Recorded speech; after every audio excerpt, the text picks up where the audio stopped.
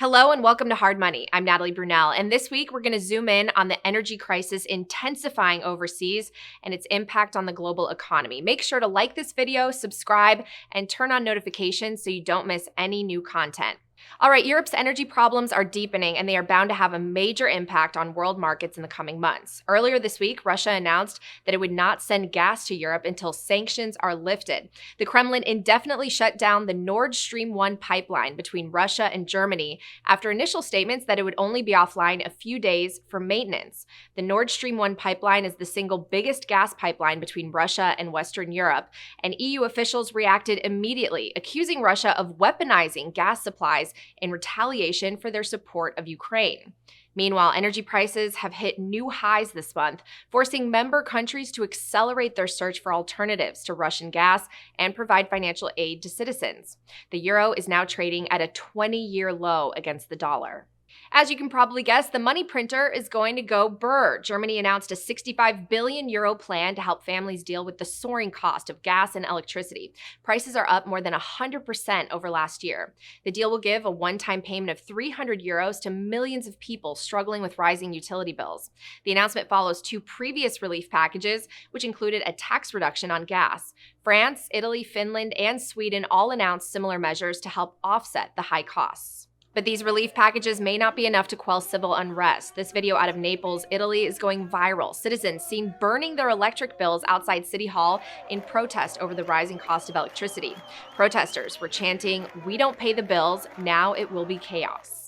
Meanwhile, Russia is close to passing legislation that would allow cryptocurrencies to be used as payment in international trade. Russia's Minister of Finance said, quote, "In today's current climate, it is impossible to do cross-border settlements without cryptocurrencies." The move comes as Russia grapples with how to regulate Bitcoin and other crypto amid sanctions from the West, including considering alternatives to the US dollar. The legislation is still in the early stages and additional regulatory framework is expected. Here on Hard Money, we're going to be following all the developments on the energy front. And coming up in our special report this week, we're going to go more in depth on the crisis.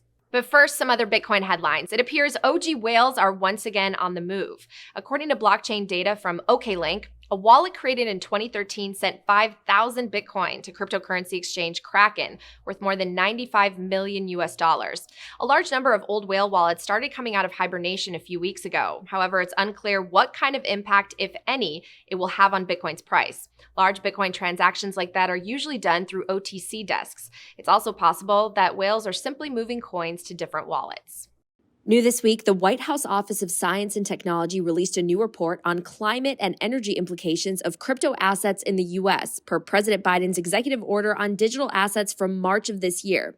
The 46-page document, which references some sources criticized for biases and misinformation, suggests possible actions from the president and Congress to limit proof-of-work mining, saying, quote, "Electricity usage from digital assets is contributing to emissions, additional pollution, noise, and other local impacts depending on markets, policies, and local electricity sources."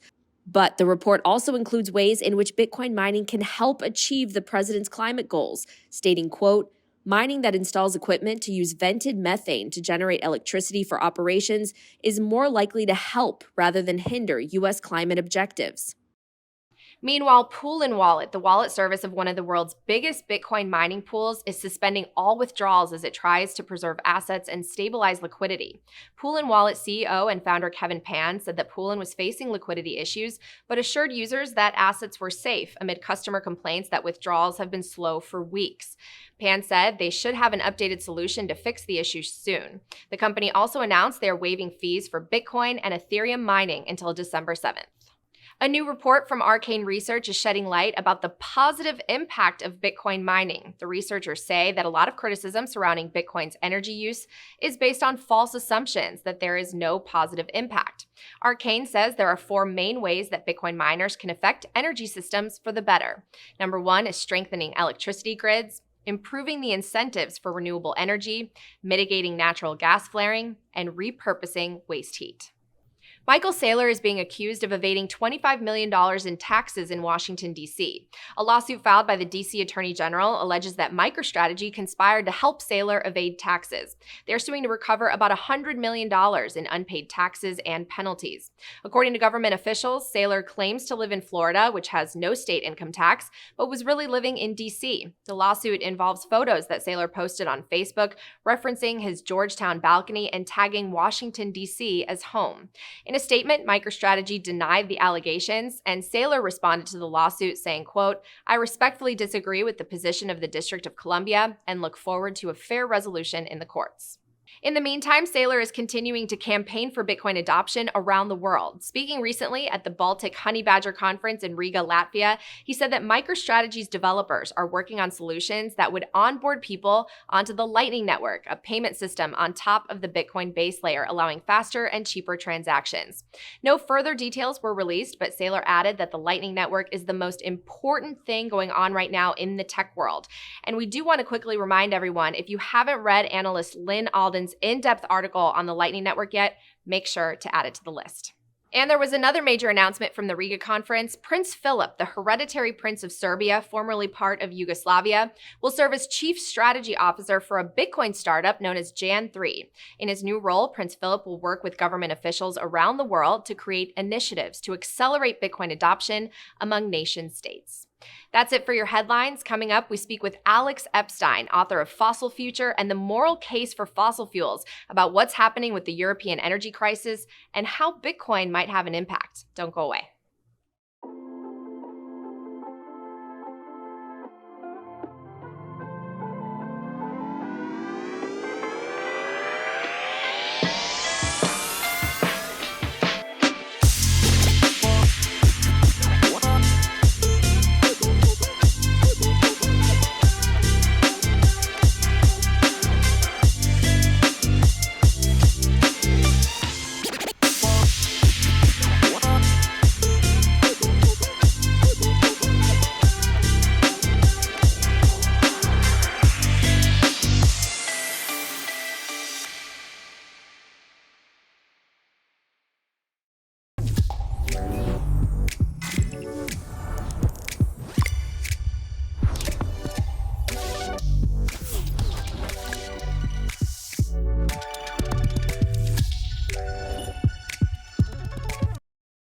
Welcome back to Hard Money. Joining me now is Alex Epstein, author of Fossil Future, a book about why global human flourishing actually needs more fossil fuels like oil and natural gas and not less, a controversial stance. Alex, thanks for joining us.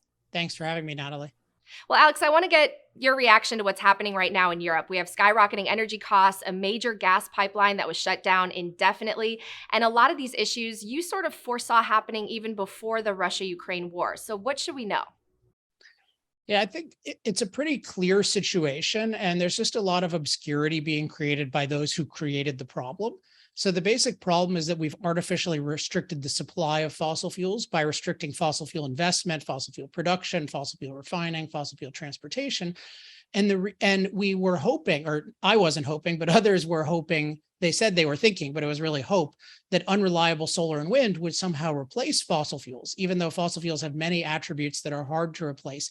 And energy demand is growing in a world where the vast majority of people use far less energy than we do and want to use as much energy as we do. So it's pretty clear that we artificially restricted the supply of fossil fuels. The demand wasn't going to be replaced by unreliable solar and wind. And therefore we get skyrocketing prices as well as declining security, because Europe in particular, they're not producing as much of their own fossil fuels. So then they need to get it from somewhere. They're not getting as much solar and wind as they expected. So they're getting it from Russia. Well, Alex, your views are very controversial because there seems to be this consensus among our knowledge system, our designated experts, and our media figures that we are on the brink of this climate disaster and we need to immediately switch to renewables and zero-emission energy sources. But your book goes into detail about why maybe that narrative is wrong and how the push away from fossil fuels can have disastrous consequences for billions of people in the world who still don't have access to low-cost energy. So can you summarize for people why they're maybe not getting the full picture on energy and climate? Yeah, that was a great summary by you. But one thing I'd highlight that really tends to make it clear to people is if you look at the actual death rate from climate-related disasters, which you're led to believe is something that's increasing massively, it's actually declining massively. So we've had a 98% decrease in the rate of climate-related disaster death in the last 100 years as fossil fuel use has gone up, as CO2 emissions have gone up. And the basic dynamic that's going on is, yes, we do impact climate, but A, all of that impact is not necessarily bad. But B, the thing that really matters is our ability to master climate. So what's happened is our ability to master climate has far outpaced any negative changes we've made. And our ability to master climate is entirely dependent on fossil fuels, because fossil fuels allow us to heat on demand, to cool on demand, to irrigate on demand, to transport crops on demand, to have, weather warning satellites, all of these different kinds of things. So it's actually fossil fuels didn't take a safe climate and make it dangerous. They took a dangerous climate and made it safe. And the same climate mastery that's made us 50 times safer from climate disaster can be applied to any future climate changes. So it's very weird if we think, well, we've been using fossil fuels for 170 years. It's had certain climate impacts, but the next climate impact is going to be the apocalypse. Like, I view that as primitive religious thinking, not real scientific thinking. Well, and Alex, Bitcoiners often push back on the ESG narrative. So can you explain your thoughts on this? So ESG is this broad category that's saying, hey, we and it really emerges a lot from the UN, like we know what are the right norms for environmental policies and social policies and governance policies. And in the realm of environment, it's basically get off fossil fuels, don't use nuclear, use solar and wind as quickly as possible. And for all the reasons we've been discussing, that's a terrible, terrible narrative, because it's telling us to radically restrict the supply of 80% of the world's energy in a world that needs far more energy. So I regard this as a really immoral movement. That's one thing I've been saying for years, and it's good to see other people recognizing it. But there was a period for years where everyone was just saying, oh, ESG is the best. I'm ESG. I love ESG. All these CEOs were just parasitically adopting this terminology without thinking it through. And I'm glad that stopped, but it should have stopped earlier, because the ESG movement has done a lot of damage, including getting all of these companies to be political activists against fossil fuels, which, using the smartest and wealthiest companies in the world to oppose the energy the world needs, is really deadly. Yeah, it was really interesting to read in your book that just 3% of the world's energy is from solar and wind, and most of that is electricity. Let's touch on Bitcoin before we wrap up, because Bitcoin is always wrapped up in energy FUD. So I don't know, give us your thoughts. Can Bitcoin actually help alleviate some of these energy issues that we're facing on a global level? I mean, the main point, so I discussed Bitcoin primarily in chapter 5 of Fossil Future, which talks in part about the need for more energy in the world. So the way I think of Bitcoin primarily is, this is an attempt to create a massive value, and creating massive value involves energy. And so people should be proud of using energy to create value. If the Bitcoin community is right that proof of work is crucial to having a truly secure and free currency, then the main point is that it is good to use energy for that, just like it's good to have energy to run a hospital, just like it's good to use energy to enjoy yourself. So the primary thing should be, we're doing something good, and doing good things takes energy, and we're proud of that. Now, in terms of how can it, I think there are certain interesting applications, particularly things like, gas, you might otherwise what they call flare, you could use to produce Bitcoin. There's some interesting applications, but I also think that some Bitcoiners vastly exaggerate how much sense Bitcoin makes for solar and wind. Some people think like, oh, solar and wind are unreliable, but it's totally fine, because we'll just use them to make Bitcoin whenever they're working, but you still have to pay for all the infrastructure when they're not working. So people don't usually do this. Similar with hydrogen, by the way. They're like, oh, we'll just make it with solar and wind, but do you really want your electrolyzer not to be used over a third of the time? So I would just caution people against making these opportunistic, dubious arguments that Bitcoin is going to somehow rescue all solar and wind, and get to the core, which is Bitcoin is trying to improve by using energy. And that's fundamentally a good thing. Well, Alex, if you were a leader in one of these European nations that's facing this energy crisis, what would you do? What's the first thing that you would do right now? First thing I would do is apologize and acknowledge the problem, and acknowledge that it's really this net zero movement that's causing it. And then I would commit to abandoning that in every way. And the reason that's so important is because what you need in Europe right now is you need every energy producer and every energy transporter you can find to have confidence that doing business with you is profitable. So that's not just a matter of making a little concession here and there. It's a matter of saying, we've changed our policy. You can now trust us. You see this in the US where the Biden administration says, hey, we want more oil. And then they impose all these penalties on oil producers and say, yeah, we're going to get rid of you pretty soon anyway. That does not inspire confidence. Europe inspires even less confidence. So they need a fundamental policy change. And oh, by the way, stop shutting down perfectly good nuclear plants in Germany. And Russia is just profiting from all that. All right, Alex Epstein, thank you so much, author of Fossil Future. And coming up next, we have a special report going more in depth on the energy crisis that's unfolding and the global impact. Don't go away. Oh, hi, I'm Max Patrick. And this, of course, is Plucky. I got a new job. I'm now Plucky's trainer. We're doing some of these sit-ups here. He wants to get as strong as possible for the fiat money apocalypse. That's right, Max. We're about heading into the fiat money apocalypse, and I'm stacking sats over Swan Bitcoin. Oh, that's so smart, Plucky. How did you get so smart? Get the Swan app.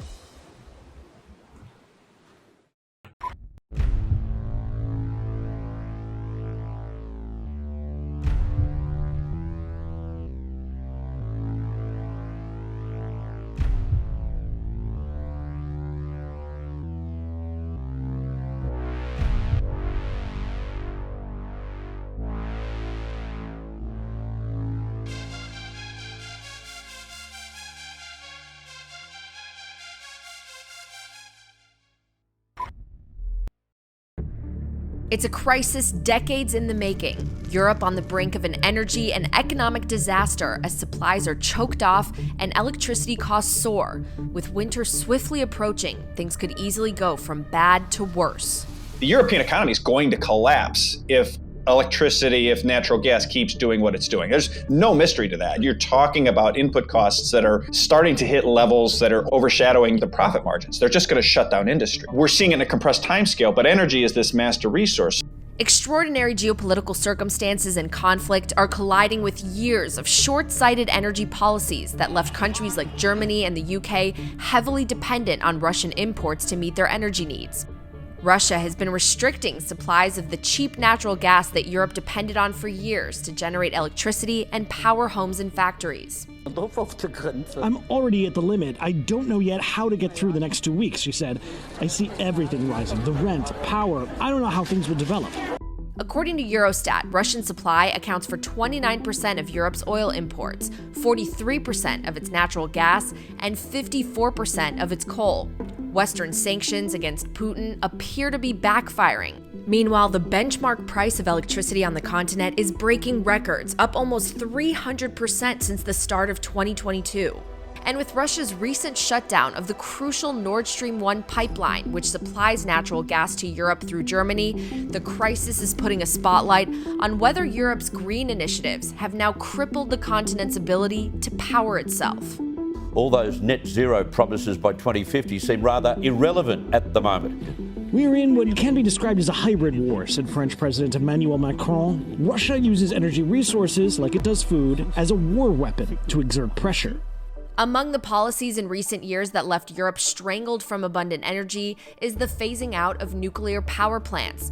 Outgoing British Prime Minister Boris Johnson railed against this strategy, saying it caused countries to be dependent on foreign suppliers. How many new nuclear power stations have we built in the 27 years since? The answer is none. It's called myopia. It's called short-termism. It's a chronic case of politicians not being able to see beyond the political cycle. In other words, a classic case of high time preference behavior, whereas a feature of the Bitcoin system is low time preference thinking. And now, with the war in Ukraine extending into a new month, there is no easy political solution. After all, you can print money, but you can't print energy. He knows that the power of the West is based on a paper credit system. He's saying, bullshit, I call. You want the oil? You want the wheat? You want the natural gas, Germany? Show me the real stuff. Macro analysts, including Luke Groman and author Alex Epstein, make the case that energy as a master resource is the most important driver of industry and quality of life on planet Earth. And ultimately, it is energy, not money, which determines the course of global politics.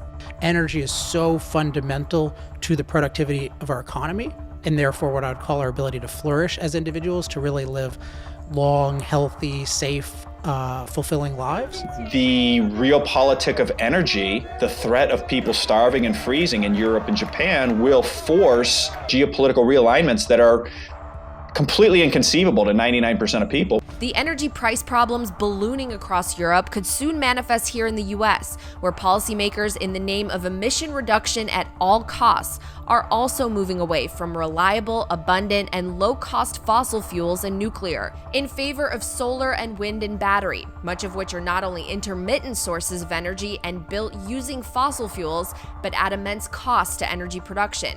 And while states like California push initiatives to move 100% to electric vehicles by 2035, officials there are also asking the public not to charge their EVs during heat waves because of their massive strain on the state's power grid, a potential foreshadowing of future issues with supply and demand. We need better infrastructure to support the huge switch to EVs. We're not there yet. The grid can't support it. Fiat money, false narratives, and financial derivatives have essentially contributed to this. Oil prices have doubled, coal prices have quadrupled, and natural gas is now 7 times more expensive than early last year. And then you have Bitcoin as a measure of energy made possible by the proof-of-work mechanism, becoming pure price signal. I think Bitcoin is just doing what gold would do if it didn't have the gigantic unallocated paper gold market attached to it. It's telling the truth about dollar liquidity, about money printer go burr. But here's a more tangible way Bitcoin is fitting into the energy narrative as a potential solution.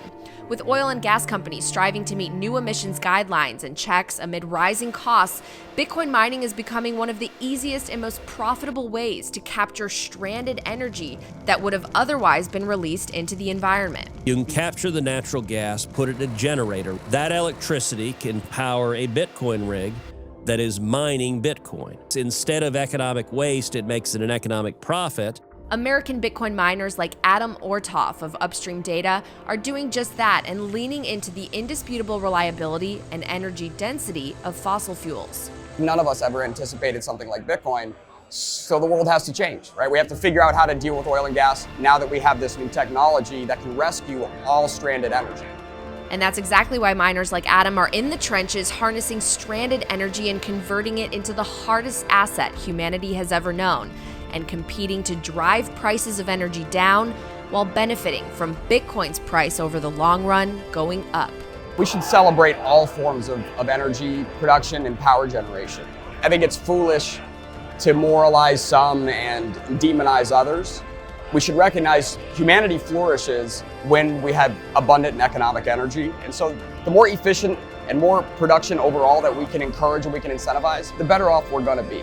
Energy is not a bad thing. It's the best thing. Thank you so much for watching this week's edition of Hard Money. Our goal is to give you the latest headlines impacting Bitcoin and the global economy while bringing you original interviews straight from the biggest names in the space. I'm Natalie Brunell, and I'll see you next week.